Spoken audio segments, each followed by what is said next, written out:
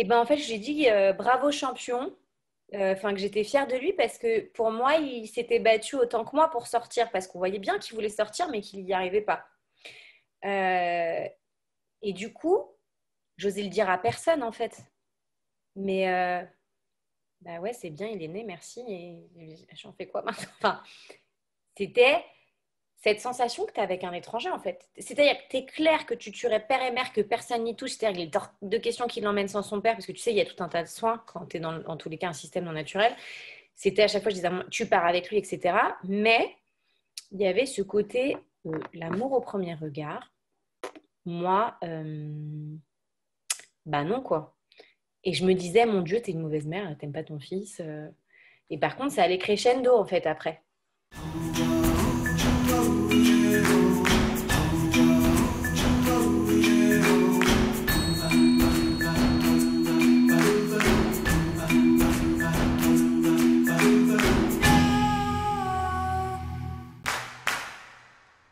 Dans l'émission Parentalité aujourd'hui, on va parler de maternité sans tabou et j'ai le plaisir d'accueillir Audrey.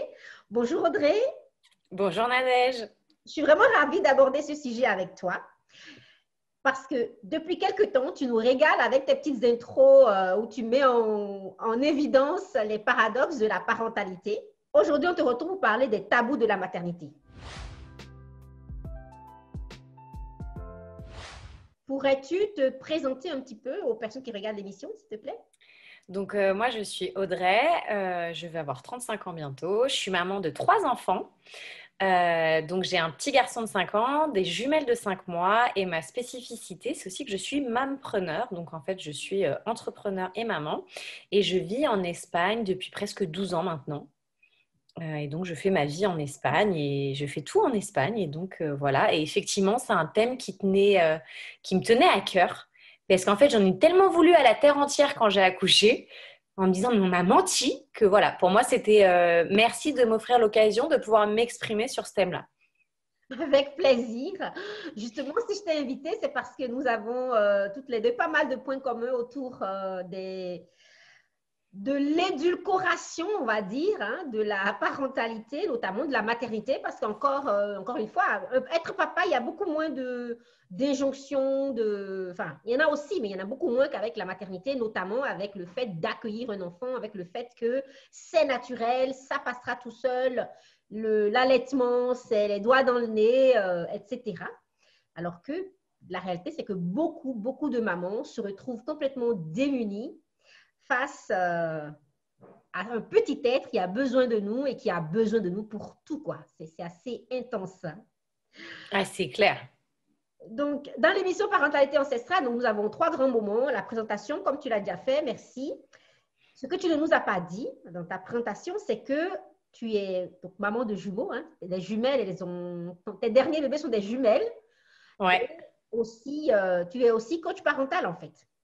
Alors, c'est ça, je suis psychomotricienne et je suis coach experte en parentalité. En fait, je suis coach pas que pour les parents, mais aussi coach experte en parentalité parce que, en fait, j'ai eu mes jumelles en plein Covid et j'ai attrapé le Covid en étant enceinte des jumelles. Et donc, j'ai passé plusieurs moments difficiles, effectivement, où j'ai cru, moi, y passer ou perdre les filles à plusieurs reprises. Effectivement, les fameuses conversations, s'il faut choisir, alors on fait ça, parce qu'il faut quand même se mettre d'accord. Et ça m'a réconfortée dans l'idée que j'avais en tant que coach, qu'on soit parent ou pas, en fait, c'est de dire que j'aurais tout à fait pu subir parce que j'ai passé énormément d'heures seule. Mais en fait, j'ai mis mon attention là où j'avais du pouvoir. Et donc, à tout moment, quand on subit une situation, je suis profondément convaincue qu'on peut le transformer parce qu'on peut mettre de l'attention là où on a le pouvoir et transformer les choses en faisant des choix conscients finalement. Merci pour ce partage. Donc, nous arrivons au deuxième moment de l'émission, qui est le moment vérité. Il s'agira donc de choisir en 3 couleurs, entre le noir qui représente l'expérience, le vert qui représente le lien ou la couleur or qui représente les valeurs. Quelle couleur tu choisis? Ah, l'or. Couleur or. Ok, parfait. Donc, c'est les valeurs. Alors, quelles sont ces valeurs qui sont importantes pour toi, que tu as envie de mettre en œuvre aussi bien dans ta vie de maman, hein, dans ta parentalité, que dans ta vie tout court, en fait? Qu'est-ce qu'il y a comme valeur commune quelle est ta vision finalement, hein, ce que moi j'aime bien appeler la transmission que tu as à offrir au monde? Alors, je pense qu'une pour moi des plus importantes, c'est la bienveillance.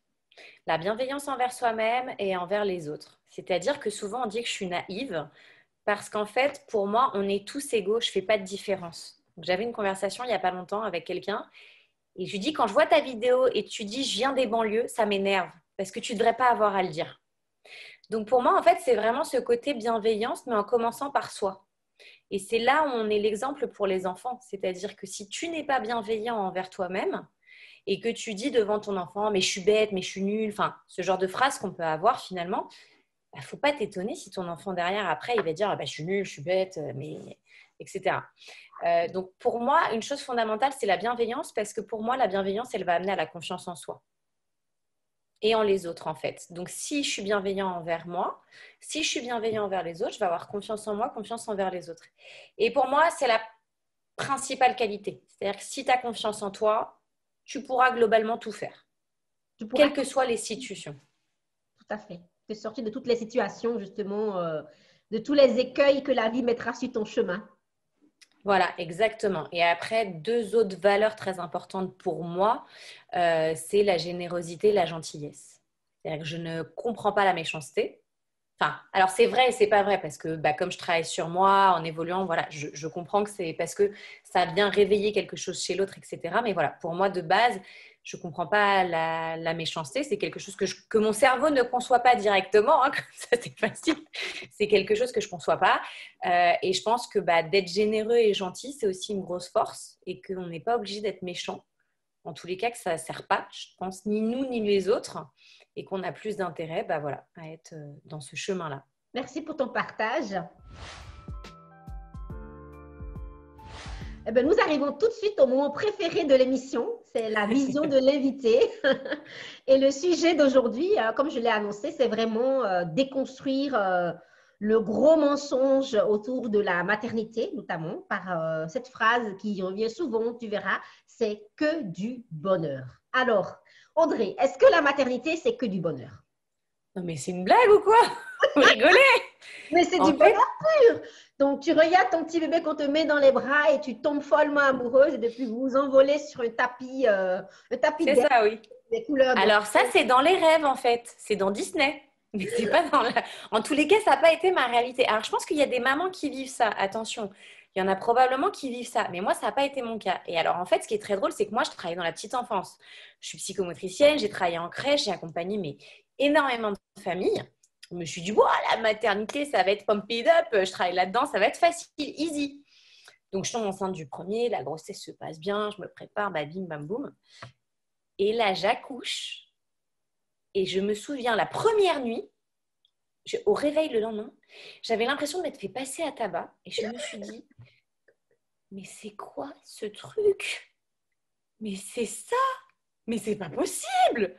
Et en fait, j'étais sous le choc en me disant, mais comment les mères ont pu me mentir comme ça?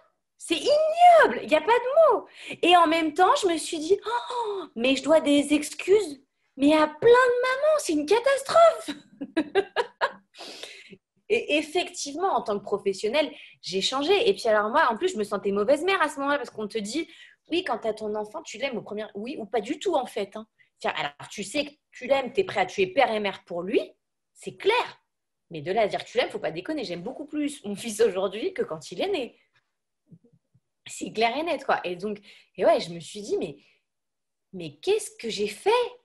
Qu'est-ce qui me tombe dessus, en fait? Et je me souviens que mon mari avait cette même sensation de moi, d'être abasourdi.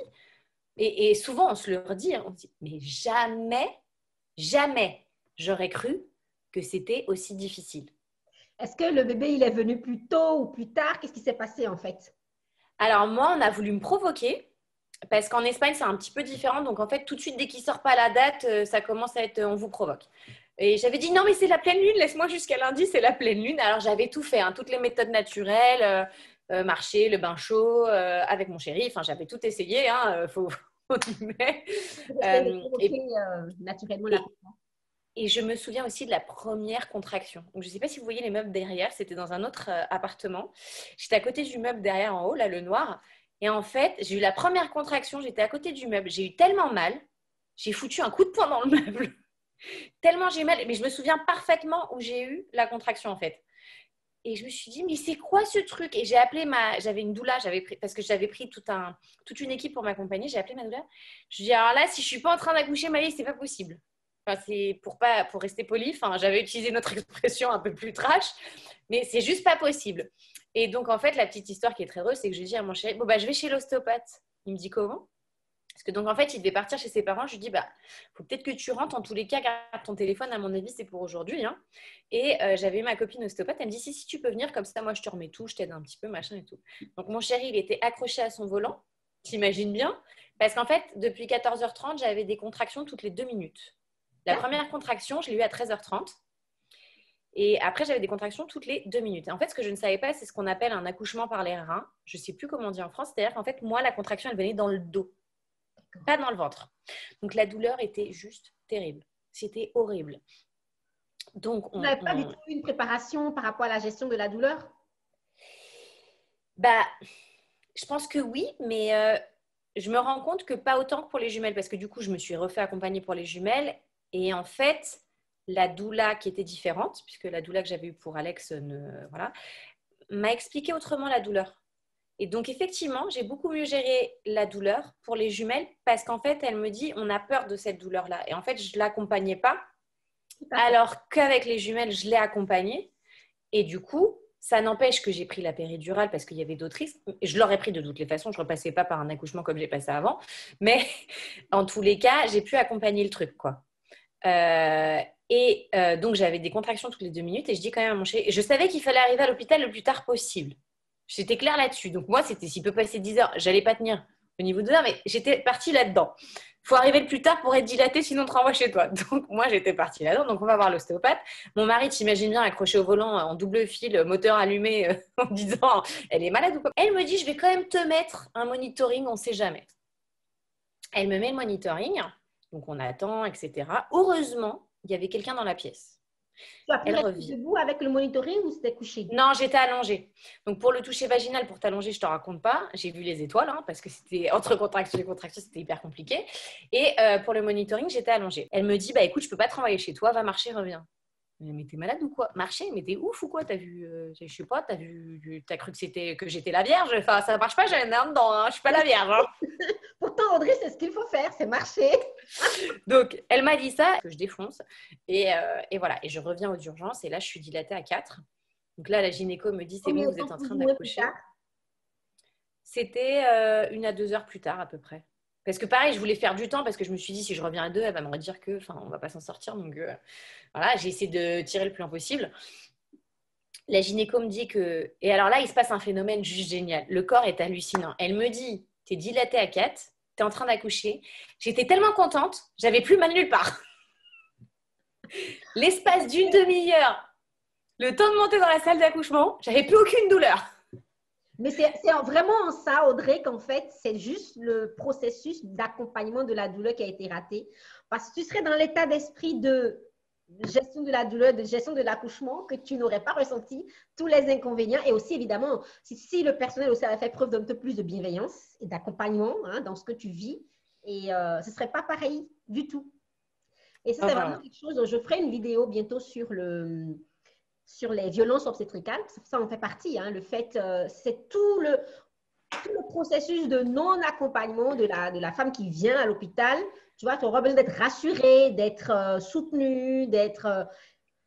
voilà. Alors, je vais juste mettre un petit bémol dans mon cas, parce qu'en fait, en analysant mon premier accouchement par la suite, en fait, il y avait des choses inconscientes que je n'avais pas travaillées avant, que si j'avais travaillé, ça se serait passé autrement. Et en fait, il y avait une telle angoisse de séparation, une telle angoisse de mort, donc je vais continuer l'histoire, que c'est plus ça qui a joué, je pense. Alors peut-être que l'accompagnement aurait aidé, mais je pense qu'au final, on aurait plus ou moins le même résultat, parce que c'était des choses extrêmement inconscientes que j'ai découvert 1 ou 2 ans plus tard, en fait, où j'ai mis le doigt dessus plus tard.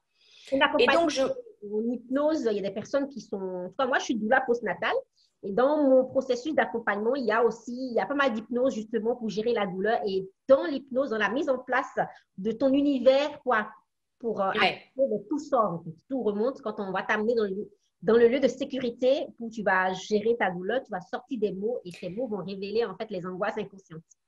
C'est ça. Alors, par contre, je me sentais en sécurité là-bas. Mais malgré tout, enfin bon. Donc, grosso modo, je monte en chambre. Donc, il devait être 21h, c'était le changement de service. Hein. Donc, elle me dit, bah, je ne vais pas te refaire un toucher vaginal, on va changer de service, ça sert à rien. Je dis merci, c'est gentil. Euh, c'est plutôt intelligent. Donc, voilà. La sage-femme attend. Bon, moi, j'avais toujours mal. Moi, dans ma tête, c'était pas de péridurale. Tu vois, j'ai tellement entendu pas de péridurale, pas de péridurale, pas de péridurale. C'était pas de... Tu parles à minuit, j'en pouvais plus, j'étais au bout du roule. Et en fait, je ne dilatais pas. C'est pour ça que j'en reviens à cette histoire d'angoisse de séparation. C'est quand même super important parce que... Et en fait, j'aurais dû prendre la péridurale avant. Parce que du moment où on a mis la péridurale, pouf, ça a dilaté. Et en fait, j'étais trop tendue. J'avais tellement mal, j'étais tellement tendue que ça ne marchait pas. On ne t'a pas du tout proposé rien de relaxant, de la sophrologie, de la musique, du massage? Non, tu es dans l'hôpital. Alors, j'ai fait toutes les postures. J'avais fait toute une préparation avec la kiné notamment. On a fait toutes les postures, le ballon. J'avais le Winner Flow. Je ne sais pas si tu connais, c'est un sifflet pour accompagner. En fait, j'ai géré, j'ai accompagné, mais à un moment, tu arrives aussi à ta limite. Et c'est OK de dire, bah, la péridurale. Et en fait, là, ça c'est un petit peu compliqué parce que, donc, en fait, la gynécologue voulait accélérer un petit peu les choses. Donc, on rompt la poche. Là, c'était du méconium, mais ce n'est pas du méconium léger. C'était noir. Donc, on part sur un pH. Mon mari ne peut plus couper le cordon. Enfin, il y a des choses qui commencent à se compliquer un peu. Une fois la péridurale posée, alors, il a un peu galéré. Et puis, alors, c'est pareil parce que chaque femme a sa sensibilité. Et c'est là où je vois que mon corps était quand même hypersensible. C'est ils te mettent un produit, ils t'anesthésient, puis ils te mettent un produit contraste pour savoir si tu es anesthésié. Et donc, je me souviens. Puis alors, moi, j'avais vu tous mes DVD, j'avais vu Baby Boom, j'avais vu mes DVD de sage-femme française. Déjà, je n'avais pas mon coussin, donc j'étais frustrée parce que je n'avais pas mon coussin pour la position de la péridurale. Et enfin, bon, et il me fait le produit. Je dis, aïe, aïe, aïe. Il me dit, alors, je me souviens, il y avait la tête de l'anesthésiste qui sortait derrière. T'as une contraction? Je dis, non, le dos en bas à gauche, le dos en bas à gauche. Donc bon, il remet du produit, il remet le produit. Aïe, aïe, aïe. Et il dit, qu'est-ce qui se passe? Je dis, le dos. Il dit encore une contraction. Je dis, non, le dos en bas à gauche. Enfin, l'horreur. Au final, il remet une dose. Et là, ça y est, ça marche. Sauf qu'en fait, forcément, tu imagines bien, bah, la péridurale est partie à gauche. Alors, c'était quand même à droite. Enfin bon, c'était un peu le Bronx. Enfin bon, et donc, on arrive au final, je suis dilatée à 6 heures du matin. Et on commence l'expulsif. Et bah pareil, là, ça ne s'enclenche pas. Et donc, la sage-femme, au bout d'une heure, appelle la gynéco, mais la gynéco met plus d'une heure à venir. Et donc, forcément, quand elle arrive, bah là, on ne peut plus faire de césarienne hein, parce qu'il est engagé, mais il n'arrive pas à sortir. Donc, en fait, il avait une très grosse tête, il faut dire. Donc, voilà. C'est pas pour l'échographie? Non, alors en fait, en plus, en fait, si tu veux, en plus, ce qui s'est passé, c'est qu'il y a eu un gros stress autour de mon accouchement parce qu'ils se sont plantés sur l'estimation du poids. Donc, le mardi de la semaine où j'ai accouché, il était estimé à 3,2 kg. Il est né avec 4,2 kg. Et en fait, ils étaient tous en stress à cause du type d'accouchement que j'avais et de ce que subissait le bébé au niveau des contractions et du poids. Ils étaient tous en stress, en fait, à la fin. Parce qu'ils étaient inquiets par rapport à cet accouchement compliqué, difficile, quoi, avec des grosses contractions, etc. Donc, on arrive à la dernière partie de l'expulsif. Et là, effectivement, en fait, mon chéri me dit « Mais je vois la tête, je vois la tête !» Mais moi, je sentais tout, par contre. Alors, j'étais anesthésiée, mais je sentais tout. Ça ne marchait pas. En fait, il était en bas, mais il remontait jusqu'en haut. J'avais les pieds en haut. Je me souviens, je poussais là. J'avais mal aux côtes parce que l'anesthésie, elle est géniale, hein, la péridurale, mais elle ne te protège pas les côtes. Hein. Et l'autre, il avait les pieds dans les côtes. Alors, je poussais sur les côtes. Enfin, c'était l'horreur. Et ça ne marchait pas, quoi. Et finalement, donc, j'ai eu épisiotomie. Et je n'ai pas eu les forceps, mais j'ai eu les spatules. Et donc, on a réussi à le sortir. Et j'ai eu la fameuse manœuvre très critiquée de Christeller où on t'appuie sur le ventre. Alors, je me souviens, la première fois qu'elle m'a fait, j'étais en apnée. Je dis stop, stop, stop, c'est pas possible. Et elle m'a dit on continue. Je lui ai dit ou tu me laisses 2 minutes ou j'arrête de pousser. Enfin, c'est simple, en fait. Parce que comme j'avais fait de l'apnée, j'ai la chance d'avoir fait de l'apnée. Donc, par contre, je pouvais faire des apnées très, très longues. Et donc, elle m'a laissé ces 2 minutes qui, moi, m'ont paru 30 secondes. À elle, ça a dû lui paraître 10 minutes, quoi. Et puis, on est reparti. Et donc, il est né sain. Et en fait, du coup, il était énorme. Et là où elle a été géniale, la gynéco, elle savait que donc, je voulais un accouchement à la base plutôt naturel, ce qui, du coup, n'a pas du tout été le cas. Elle m'a laissé le sortir. Ça, c'est mon plus beau souvenir. Je n'oublierai jamais. Et puis, du coup, ils l'ont très rapidement emmené pour l'aspirer à cause du méconium, etc. Et ensuite, je l'ai récupéré, etc. Et donc, c'est pareil. L'allaitement, on te dit, oui, ça se fait tout seul. Oui, ça se fait tout seul. Tu parles, Charles. Et en fait, en salle de réveil, on pensait qu'il avait pris les fameuses 2 heures où tu restes. Et en fait, on s'est rendu compte qu'il n'avait strictement rien mangé. En fait, comme tu ne connais pas la sensation Bah, s'il fait, tu penses qu'il prend? Mais non, il n'a pas pris, quoi. Et donc, en fait, le pauvre, il pleurait de faim. Donc, j'ai galéré et ça a été un allaitement où j'ai fait. Donc, je me suis battue pendant 5 mois pour l'allaitement, où j'ai eu 5 mastites. Donc, pour ceux qui ne connaissent pas les mastites, c'est une inflammation au niveau du sein qui donne de la fièvre, qui peut finir avec une opération, un kyste, un machin, enfin bon, dont une où ils ont failli m'hospitaliser, etc. Donc, effectivement, même mon expérience, et pourtant j'ai été accompagnée, même mon expérience de l'allaitement, ça a été une catastrophe. Donc, en fait, en résumé, tu as eu un accouchement hyper long, Ouais. hyper compliqué, avec plein de périodes de complications. À chaque étape, en fait, tu as eu une complication. Et finalement, ce bébé qui sort à 4,2 kg. Et puis voilà. Cette rencontre s'est passée comment?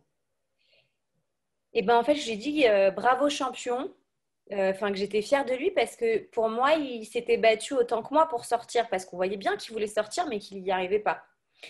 Euh, et du coup, j'osais le dire à personne en fait.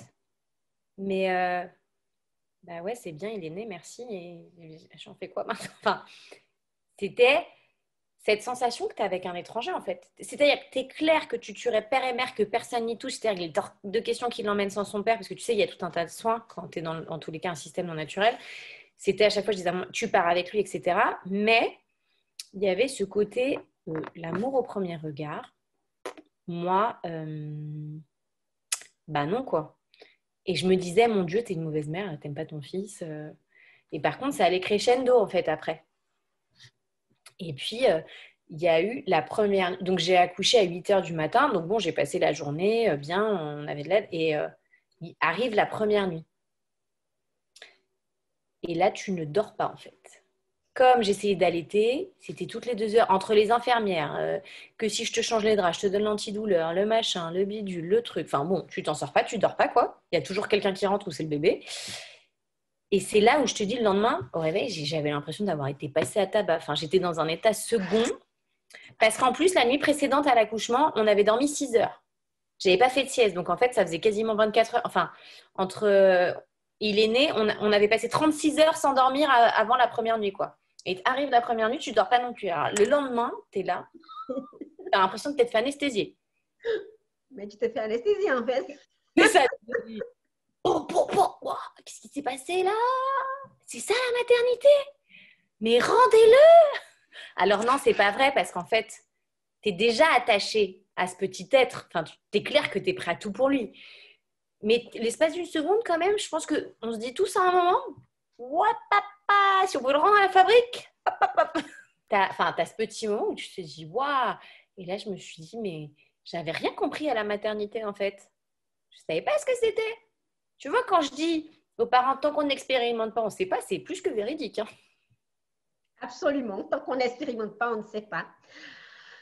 Et donc, progressivement, alors la relation s'est construite progressivement à partir La de... relation s'est construite progressivement. Et puis en plus, moi, je suis restée avec lui à la maison jusqu'à ses 18 mois à peu près. Il n'est pas allé en crèche tout de suite. Donc là, par contre, après, une fois qu'il a grandi, une fois que j'ai arrêté le sein, donc j'avais plus les douleurs des mastites qui étaient juste horribles, hein, parce que voilà. Mais c'est un enfant qui ne dormait pas. Donc en fait, tout le monde te dit oui, il faut qu'il dorme. En fait, si tu veux, on avait calculé, les premiers mois, il dormait 8 à 10 heures sur 24 heures. Au total, des 24 heures, il dormait 8 à 10 heures. Et pas d'affilée, par tranche de 30 minutes, 2 heures. Assez pour son âge dans les recommandations officielles. Donc, tout le monde te dit il est censé dormir 16 heures. Non, non, il dormait au total des 24 heures, 8 à 10 heures. Donc, en fait, mon mari devait rester avec lui. Enfin, bon. Et donc, pour l'endormir, c'était dans la poussette. Mais même dans la poussette, il dormait pas. Il dormait nulle part, en fait. Donc, dans la poussette, si tu... Hein? Pleurait-il? Il pleurait beaucoup? Alors, il pleurait beaucoup, donc on a eu pas mal de coliques. Alors, en fait, on a découvert plus tard une intolérance partielle au lactose, qui explique pourquoi, en fait, il avait mal. Et on l'a découvert quand on est passé au biberon. Ça passait pas. À 6 mois, il prenait des biberons de 120 toutes les 2 heures, donc il y avait un problème. C'était pas cohérent par rapport à son âge. Et donc là, j'ai dû me battre contre le système médical un petit peu, hein, parce que forcément, à cet âge-là, mais non, il a rien, il a rien, il a rien. Jusqu'au jour où j'ai gentiment dit au spécialiste, ton lait normal, tu te le mets là où je pense, je ne lui donnerai pas. Je lui dis très poliment, mais je lui dis que j'arrêterai de lui donner du lait normal. Et donc, on est parti sur un lait sans lactose, on a testé. Et là, ça a été mano de santo, comme on dit en espagnol, c'était une main de saint. Enfin, en gros, ça a été génial parce qu'il prenait des biberons de 240 toutes les 3 heures. Quelle aventure! Donc, la libération. Enfin, j'ai cette... Avec le recul, est-ce que tu as pu faire le lien entre le genre de grossesse que tu as eu, l'accouchement et son comportement? Parce que tout est lié. Tu as bien fait un recul par rapport C'est clair. Alors, en fait, c'est ce que je disais quand j'ai eu les jumelles. J'ai dit, ça m'arrache la bouche de le dire. Mais je dois avouer que en Espagne, tu as une expression qui se dit en gros premier parent. Tu vois, quand tu es parent pour la première fois, et après, tu as l'expérience. Ça m'arrache la bouche, mais c'est vrai en fait, hein. C'est-à-dire que c'est clair que la maman que j'étais et la maman que je suis aujourd'hui, ça n'a rien à voir. C'est-à-dire qu'à l'époque, j'étais stressée, enfin, au moindre pleur, etc. Alors, en plus, j'avais eu un accouchement difficile, j'avais un allaitement difficile, il ne dormait pas. Moi, j'étais au bout du rouleau, je ne dormais pas non plus. J'étais fatiguée. Physiquement, j'ai mis énormément de temps à récupérer, hein. C'est-à-dire qu'au bout des 4 ans, je n'étais pas complètement récupérée physiquement. J'étais encore en rééducation avec la kiné pour récupérer de l'accouchement. Donc, parce que j'ai un processus de cicatrisation lent. Enfin bon, donc je pense qu'il y a un lien. Après, en fait, on a aussi eu pas de chance, si on peut le dire comme ça. J'aime pas ça parce que je trouve que c'est pas ça. Je pense qu'il n'y a pas de hasard et que ça me permet d'être aussi la coach parentale que je suis aujourd'hui et d'être la personne que je suis et d'accompagner comme je suis. Et j'aurais pas fait tout ce processus de travail sur moi si j'avais pas vécu ça non plus. Donc c'est pour ça. Mais en fait, si tu veux, donc il y a eu l'intolérance au lactose qu'on a détecté très tard et ensuite il est tombé malade tout le temps. Quand il a commencé la deuxième année était pire que la première. On était toutes les semaines chez la pédiatre. Qu'est-ce qu'il avait comme… Donc, on a eu pas mal d'otites à répétition, des bronchites, mais sans nécessiter une hospitalisation. Et donc, en fait, par rapport au sommeil, il avait pris des habitudes qui étaient bonnes, parce que donc j'ai tout fait, hein. J'ai consulté un spécialiste, il fallait cocher ce qu'on avait fait. J'avais tout fait sauf laisser pleurer. Ça, je refusais. Et donc, en fait, il disait, bah, il a pris des habitudes qui étaient bonnes, parce que quand il était malade, il s'hydratait moins la journée, donc il s'hydratait la nuit, en fait. C'était pour éviter la déshydratation, ce qui était intelligent, mais du coup, il avait pris l'habitude de prendre des biberons la nuit. Parce que je me souviens, donc à l'époque, j'étais suivie par ma psy, et elle me dit, mais Audrey, vous pouvez pas le mettre dans son lit? Je dis, mais je vais pas aller 15 fois dans sa chambre, vous êtes rigolote. Il se réveille 15 fois par nuit, je vais pas me lever 15 fois, c'est une blague ou bien? Non, parce qu'on en était à ça, hein. C'est-à-dire qu'à 2 ans, il se levait 5 fois par nuit. Enfin, il y avait 5 réveils par nuit. Mais non, non, non. Non, non. Et alors, on a tout tenté, hein. Cododo, pas cododo. Et puis, alors, je ne vais pas le dire trop fort. Je vais faire une prévention. Attention à la mort subite du nourrisson, etc. Mais en fait, le seul moyen que j'avais de dormir, moi, c'était en le mettant sur moi. Et alors là, par contre, on dormait tous les deux. C'était 2 heures, on dormait tous les deux. Mais je répète, attention à la mort subite du nourrisson, je ne veux pas qu'on tombe dessus. Il ne faut pas le faire. Moi, je l'ai fait. Parce qu'il y a un moment, tu fais comme tu peux. En fait, tu cherches juste à survivre, quoi. La privation de sommeil, c'est une façon de torturer, hein. C'était une des tortures des nazis. Donc, du coup, à un moment donné, alors une personne qui n'a pas eu de problème de sommeil peut avoir plein de théories et de… Voilà, mais quand on est en proie à un manque de sommeil… C'est horrible. Personne ne sait ce que c'est. Et d'ailleurs, je vois quand même les conséquences parce qu'aujourd'hui, j'ai de la chance, les jumelles, elles dorment. Mais quand il y a une mauvaise nuit, je suis au bout du roule, en fait. Tout à fait. Mais tu Je n'ai n'arrives plus à récupérer… voilà, tu n'as plus une bonne réserve, en fait. Tu vois quand même l'accumulation, quoi. Tu vois un peu les conséquences. Tu vas mettre souvent le téléphone dans le frigo, quoi. Ce genre de truc parce que tu es fatigué ou tu oublies, quoi. Tout à fait. En fait, tu as vécu un épuisement maternel, mais au long cours, tu n'as pas eu un gros burn-out, mais tu as eu un épuisement progressif Non, ouais, parce que la chance que j'ai eue, en fait, c'est que je suis tombée dans l'éducation positive en étant enceinte et le développement personnel. Donc, en fait, dans tout ce processus, j'avais ce travail sur moi-même que j'engageais et j'étais très bien entourée quand même. J'ai mon mari, mes beaux-parents, j'ai eu beaucoup d'aide. Et donc, du coup, avec mon mari, on en parlait, on vivait la même chose. Parce que les gens en dehors, ils ne comprenaient pas, en fait. Ils ne vivaient pas ce qu'on vivait. Ils ne comprenaient pas. Et je me souviens, un été, c'est la femme de mon père, elle me dit, mais Audrey, qu'est-ce que tu as vécu? Je t'entends la nuit, tu es debout avant qu'il pleure. Qu'est-ce que tu as vécu pour en arriver à ça? Parce que c'est ce que je disais, mes filles, quand elles pleurent, elles chouinent. Avec mon fils, je connaissais que le pleur de douleur. Tu sais, le pleur qui réveille la mère mammifère. Et là, tu es là, clac, direct, on attaque mon fils. Avec mon fils, je n'ai pas connu le pleur non douloureux. Oui. ou non urgence absolue. Avec le reflux, tu ne penses pas qu'il avait des problèmes de reflux? Alors, j'y ai beaucoup pensé parce qu'une de mes filles a le reflux et je pense que c'était vraiment lié plutôt à une intolérance alimentaire qui aujourd'hui, je croise les doigts, a disparu. Je pense que c'était vraiment lié à ça et qu'en fait, il devait avoir une œsophagite, mais pas un reflux. Enfin, je distingue bien les deux en fait. Ça fait Je non, mais pense qu'il y avait... des reflux non, des reflux Non, internes. c'était pas... Non, c'était vraiment pas un reflux interne parce que justement, là, je l'ai vécu, donc je peux comparer puisque c'est récent. J'y ai beaucoup pensé, je pense vraiment pas. Par contre, éventuellement, un frein de la bouche, ça, j'écarte pas parce que j'ai souvent demandé, etc. Et aujourd'hui, on est en orthophonie, donc il y a une question autour de ça. Mais non, je pense vraiment pas que c'est un reflux. Par contre, je pense que l'intolérance au lactose a fait beaucoup de dégâts parce que du coup, ça cassait le sommeil en fait parce qu'il avait mal. Tout à fait. Waouh! Alors, en conclusion de tout ce partage, déjà, merci beaucoup pour ton authenticité, enfin, ton témoignage, parce qu'il y a, quand tu m'en as parlé un petit peu il y a quelques temps, je me suis dit, c'est vraiment important que des mamans entendent ton témoignage, entendent que, un, c'est possible de vivre ça, et deux, c'est possible de s'en sortir, et trois, de ne pas se sentir coupable. En tout cas, moi, c'est ce que j'avais retenu, qui était important pour moi, de se dire, ben, Audrey l'a vécu, nous le vivons peut-être, nous allons essayer de trouver en nous les ressources nécessaires pour nous en sortir. Et puis ça passe.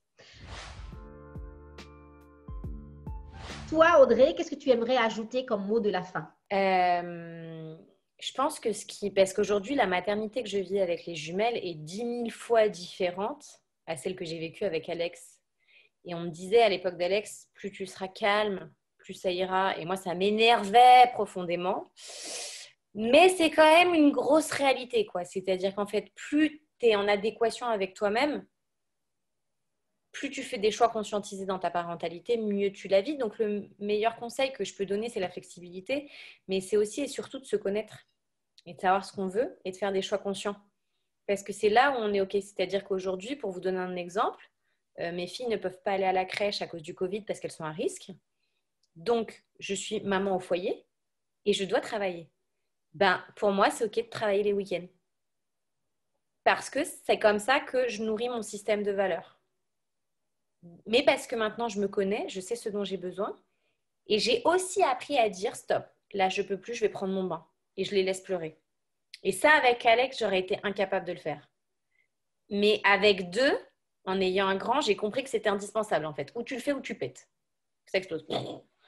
Donc je pense que c'est vraiment essayer de conscientiser ces choix. Souvent, on a l'impression de subir. On dit, mais j'ai pas le choix. Si, tu as le choix en fait. Même si tu n'as pas envie de le reconnaître, tu as le choix. De dire, bah, je les laisse pleurer ou je les laisse au papa ou tant pis, enfin, système D, mais tu as le choix. C'est Et tellement... qu'il y a autant de maternité que de maman et d'enfants aussi. Et que c'est OK de ne pas se reconnaître dans mon discours, parce que tu vas peut-être, toi, avoir eu l'amour de ta vie au premier regard, que l'allaitement, c'était tout facile. Moi, c'est pas ce que j'ai connu en tous les cas, et que je veux que les mamans qui vivent la même expérience que moi, entre guillemets, puissent savoir que c'est normal, que ça existe. Il n'y a pas de règle. Merci beaucoup, Audrey. Je pense que c'est... moi, en tout cas, ton témoignage, je le trouve bouleversant, je le trouve très, très, très touchant. Et je pense que ça va toucher beaucoup de personnes qui nous regardent. Bah, merci beaucoup, Nadège, et merci pour cette opportunité, parce que j'avais à cœur de partager mon expérience, et donc, du coup, tu m'en as donné l'occasion. Avec plaisir.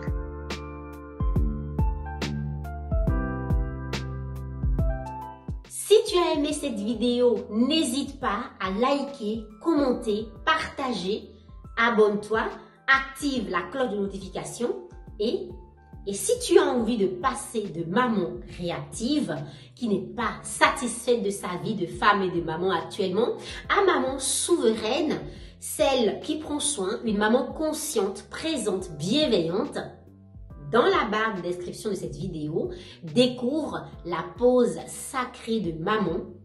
Ça pourrait bien changer ta vie.